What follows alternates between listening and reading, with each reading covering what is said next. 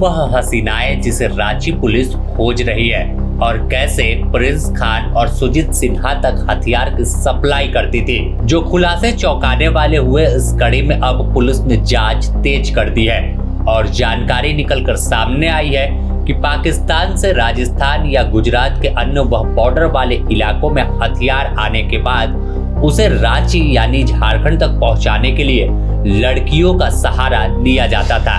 ऐसे में अब सवाल यह उठने लगा कि आखिर वह लड़कियां कौन है, क्या किसी रैकेट से जुड़ी हुई हैं या किसी गैंग से उनका ताल्लुक है और उन्हें कितना पैसा और क्या सुविधा गैंगस्टर मुहैया कराते थे।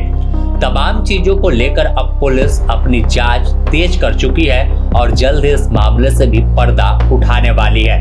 अगर बात गैंगस्टर सुजीत सिन्हा और प्रिंस खान के इस पूरे लिंक के बीच अब हसीनाओं की कड़ी कैसे जुड़ी इसकी कर ले, तो 2 दिन पहले एक प्रेस वार्ता रांची के समाहरणालय स्थित एसपी ऑफिस में हुई। सिटी एसपी पारस राणा के नेतृत्व में एक टीम बनी और उस टीम ने प्रिंस खान और सुजीत सिन्हा गैंग से जुड़े 4 लोगों को गिरफ्तार किया। इसके साथ ही एक चेहरा सबकी निगाहों पर था कि एक लेडी डॉन पहली बार सामने आई और बताया गया पुलिस की ओर से कि यह सुजीत सिन्हा की पत्नी है। इसके बाद उनसे पूछताछ हुई और पूछताछ में खुलासा हुआ कि पाकिस्तान से हथियार झारखंड आता है और पाकिस्तान में ऑर्डर प्रिंस खान के जरिए होता है और फिर सुजीत सिन्हा गैंग के गुर्गों तक यह पहुंचाया जाता है। हाईटेक हथियार सप्लाई होती है, ड्रोन के जरिए बॉर्डर वाले इलाकों में पहुंचाया जाता है, फिर वहां से कई लड़कियों का एक रैकेट काम करता है और वह झारखंड के जिस इलाके तक पहुंचाने की जिम्मेवारी गैंगस्टर उन्हें देते हैं, मैसेज के जरिए, कॉल के जरिए वो उस जगह तक पहुंचा देते हैं। इस पूरे मामले पर रांची के सिटी एसपी पारस राणा ने बताया कि पूरे मामले की जांच की जा रही है और जल्द ही खुलासा होगा। फिलहाल कुछ भी बोलना जल्दबाजी होगी। हाँ, ये चीज़ इस्टेब्लिश हो चुकी है क्योंकि जो पाकिस्तान का जो सप्लायर है उसका नाम हमारे पास आया है। हम वो पब्लिकली डिस्क्लोज नहीं कर सकते हैं जो सप्लायर है। हमें ये भी पता है कि जो वेपन एयर ड्रॉप हो रहा था वो कहाँ एयर ड्रॉप हो रहा था और हमें ये भी मालूम हुआ है कि वहाँ से कुछ लड़कियाँ भी वेपन्स की डिलीवरी करने के लिए रांची आती थी।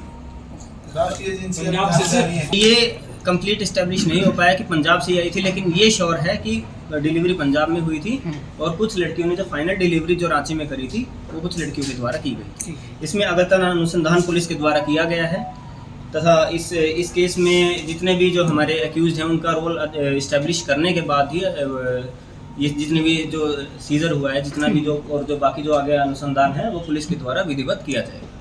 तो साफ तौर पर सिटी एसपी का दावा और अनुसंधान अपने आप में चौंकाने वाला था कि इस पूरे खेल में लड़कियों का इस्तेमाल इसलिए हो रहा है कि उन पर किसी को शक ना हो, वो आराम से हथियार लेकर कहीं भी पहुंचा दे सके और फिर प्रिंस खान या सुजीत सिन्हा गैंग के शूटर गुर्गे किसी भी वारदात को अंजाम दे दे। जब डोरंडा में भी गोलीबारी हुई थी तो तस्वीर जो निकलकर सामने आई थी कि हाईटेक हथियार का इस्तेमाल किया गया था।